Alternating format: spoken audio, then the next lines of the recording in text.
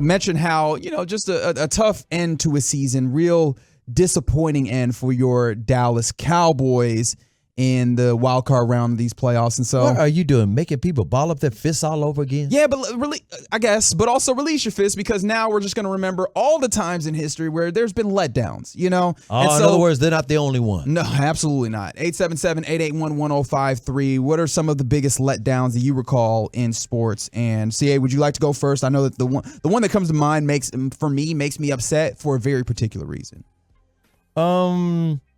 I'm not going to use the one that the 214. That's fine. You don't have to. But I'm going to tell you the 214. Can I say that and then go back, or you want to just say the 214? Okay, so yeah, let's get in on these texts, I guess. As someone from the 214 said, the 07 Mavs, like 67 wins and then losing in the very first round of the playoffs to the former head coach of your team.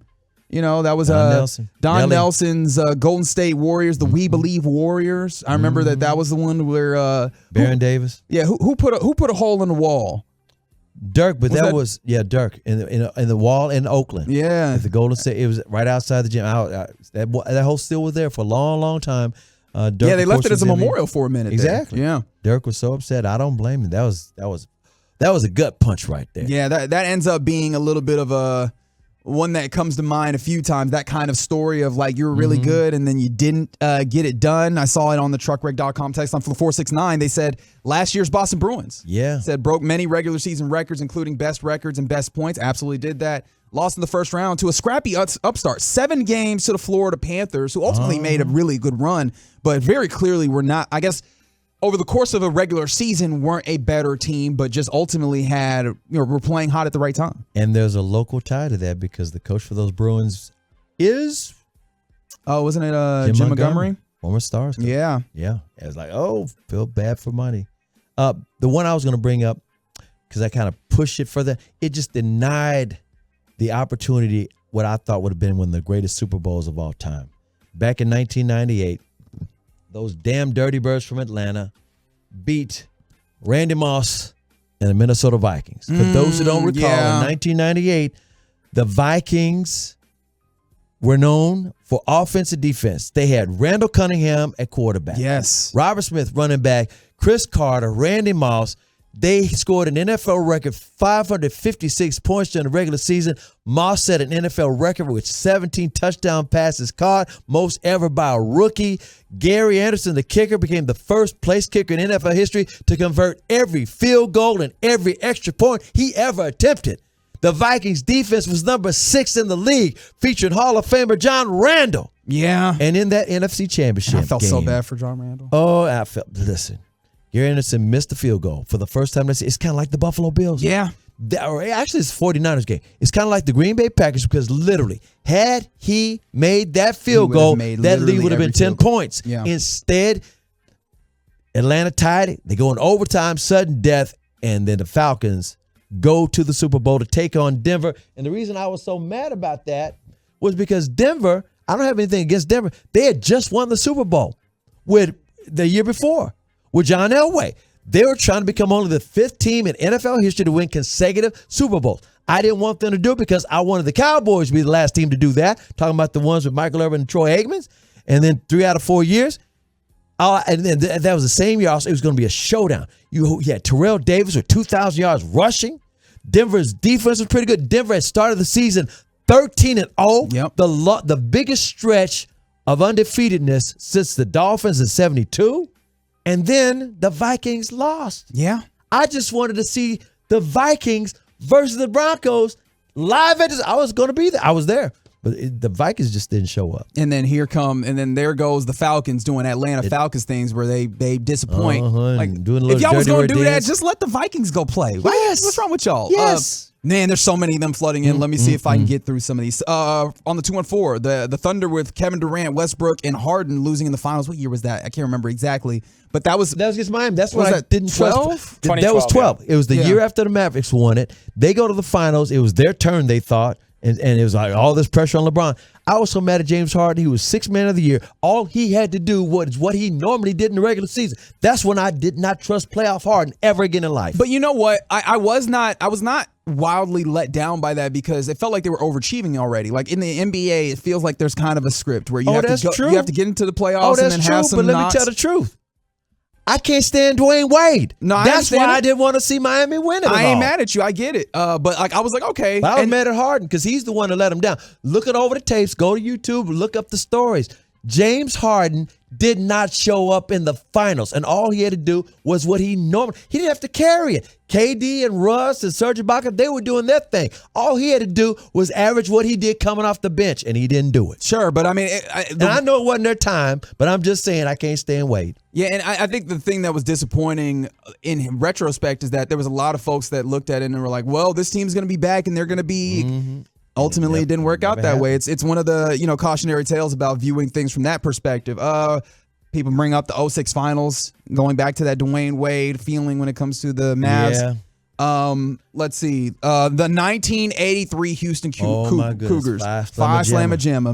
Memphis State, I guess at that time. No, that's NC State. That's Jim Valvano. That's Valvano. The Miracle.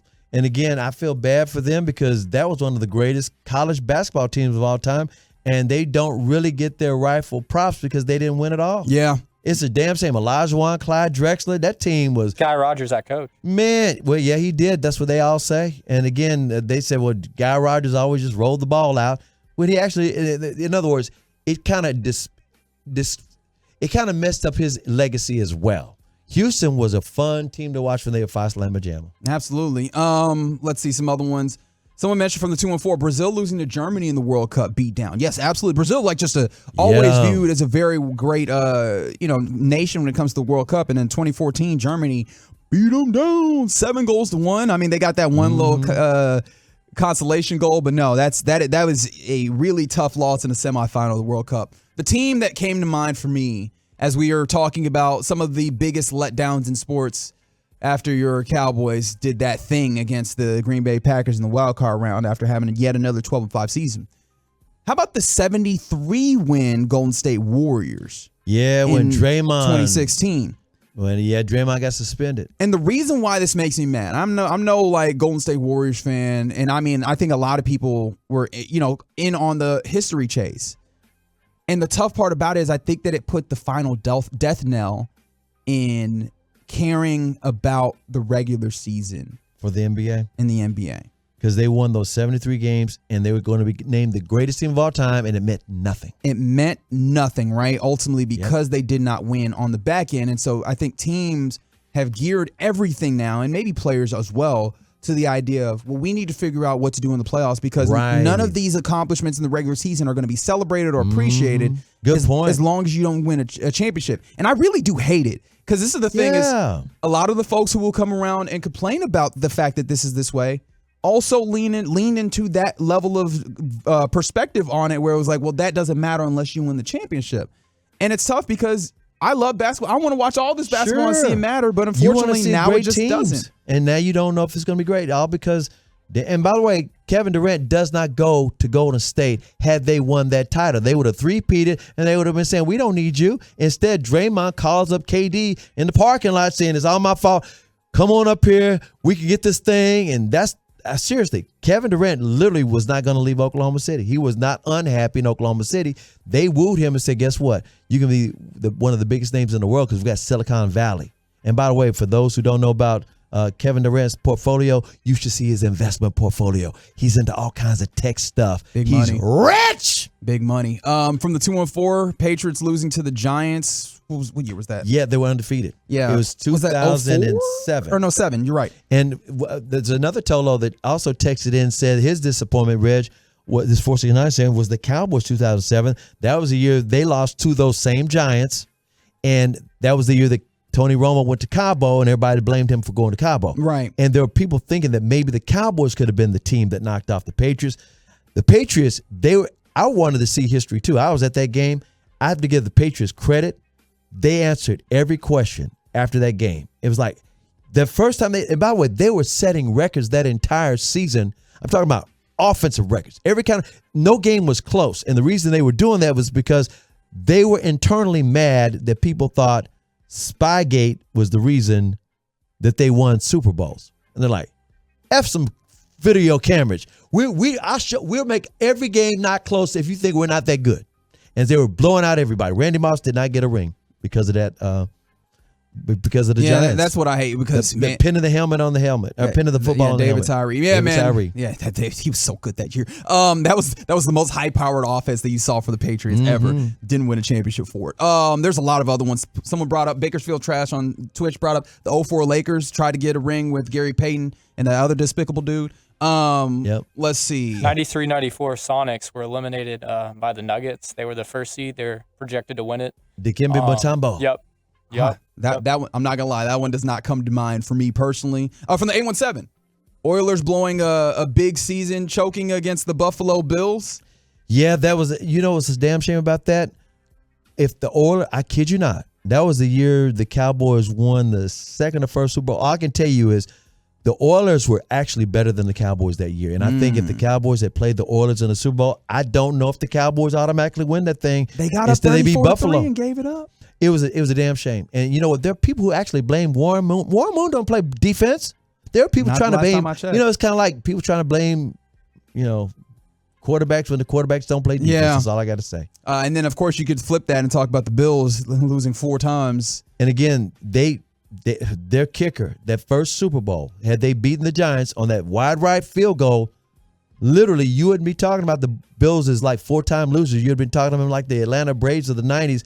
They won their one World Series, and you don't say nothing about the losses.